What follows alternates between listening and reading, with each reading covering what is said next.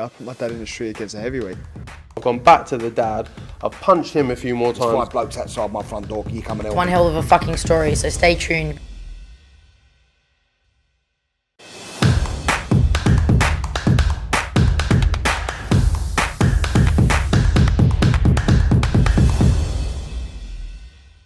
This is Joe Pugh for IFL TV, proudly sponsored by Everlast. Delighted to be joined for the first time by Christopher Luteke. How are you, Chris? I'm alright, thank you. How are you? Very well, thank you. Just see the sweat dripping off you there. 10 hard rounds here at Origin Gym, Rainham Boxing Club with Tommy Fletcher ahead of his second professional fight on the 24th of September. How have you been finding it? I've been finding it good. It's a big lad to spar with. Very good experience for myself and for him as well. We've been pushing each other for 10 rounds, so it was a good learning experience for myself and him. Speaking off camera, you've got a very interesting story, so I thought I'd get you on camera. I know you've fought for England, you fought for Congo, but if you just want to explain your amateur experience. Yeah, sure. I started boxing when I was like 14, 13, I believe. I boxed for England when I was at a youth level, and then when 2019 came, I got the opportunity to box for Congo because I always wanted to go to the Olympics at a young age. I got put in the Congolese team. I've done, I think, 2 or 3 international tournaments from Congo, and then in 2020 I was supposed to go to the African qualifiers, but a week before this happened, somebody hit me, I got cut, and then last year I just come back from the World Championship. I boxed for Congo, did very well, got to the last 16, got world ranking from there, so I'm very pleased with myself.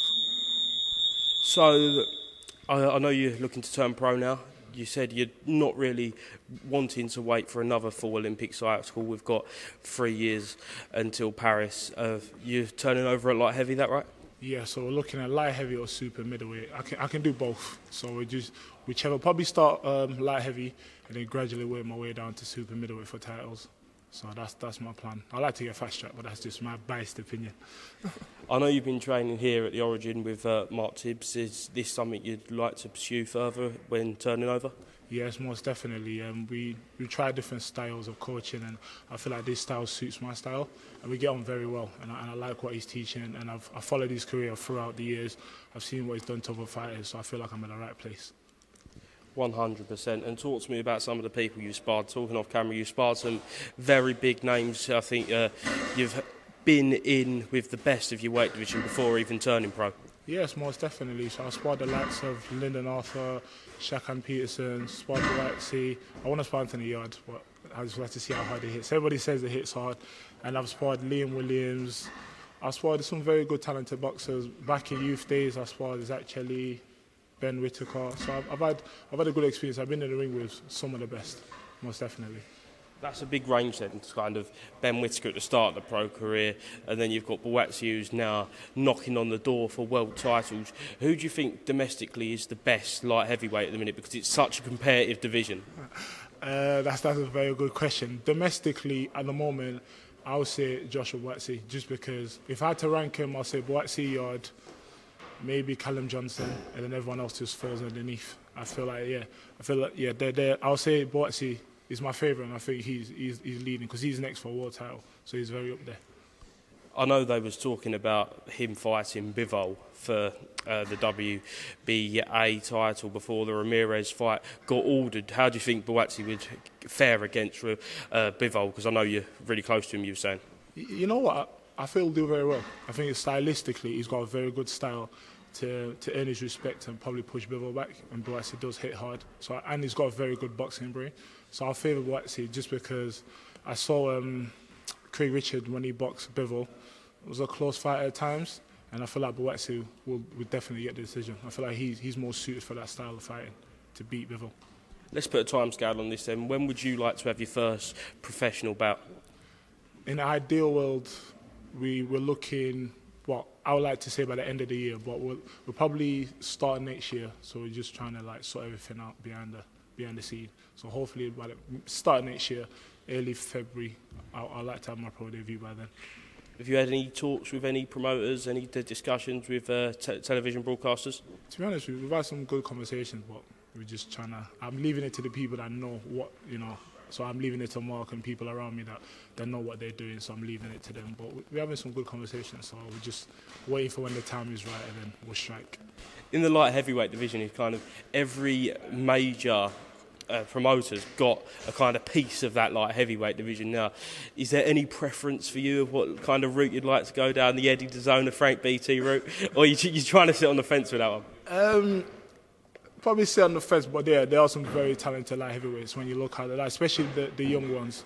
Like the likes of Lyndon Arthur, Buatsi, Shakan Pearson, they're looking for world titles, British level, so they're not really interested in what we're trying to do. But I say, like, but from top 5 to going all the way down to top 15, there's some decent, very good. You got the likes of Ben Whittaker, he's a huge talent, and who else we've got? We've got some very big names out there. So I think I like to sit on the fence. I like to just sit on the fence and wait when the time's right, and then make the right decision.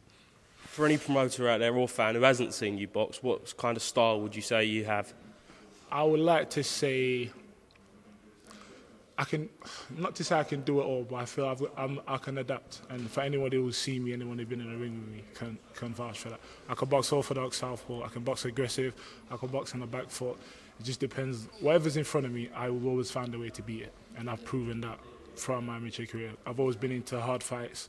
I won the youth ABAs after 6 fights. I beat a kid called William McCann. He had 30+ fight.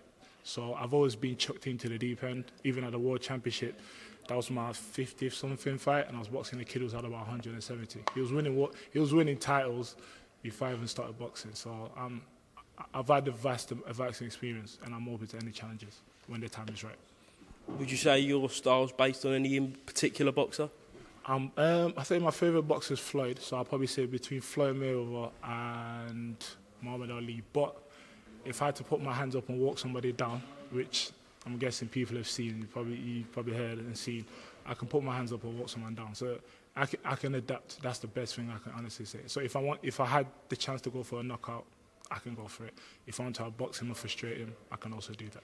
I can confirm in the 10 rounds of sparring, I did see a shoulder roll and a rope rope, so definitely Floyd and Muhammad Ali there. Yeah, like, honestly, I think that's a big thing. I can adapt, and I like that, and I'm open for challenges. That's one thing, especially with what I've achieved in the amateurs and the people I've been in the ring with. I know what level I'm at, so when I do start my campaign, I want to challenge myself. Why not? This is what boxing is about.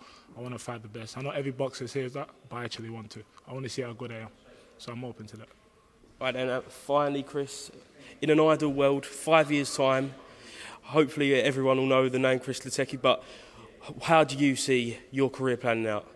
5 years' time from now, I'll be boxing probably in Wembley in a big, massive, undisputed light heavyweight title fight against, I can't say, but I have somebody in mind. I have a dance partner in mind, and it will be a big fight. So I look at the likes of Eubank, and I like to do something like that. So Chris Eubank, what they've done with Nigel Bent, I like to do something where in British history, 20 years from now they'll be talking about Christopher Luteke, how he shut down Wembley with 90,000 people like AJ does it. That's my aim.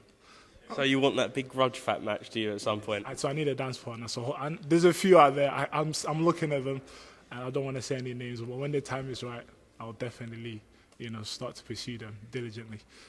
I'm vibing Anthony Yard from you. Is that who you're thinking? No, I'm not going to get involved. I'm not going to say any names because I'm trying to be friendly. But there's definitely a few names. Ideally, in my career, I think next year, I'd like to fight somebody in the top 10. Like, not top, when I say top 10, I'm talking like number 5 downwards. So like 5, 6, 7. I'm looking at them.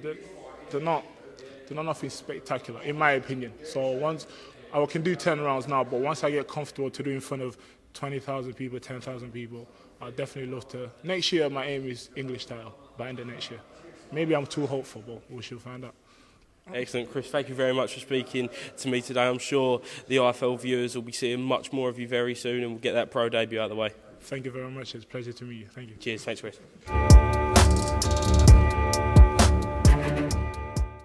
Yeah, I put my dad in the street against a heavyweight.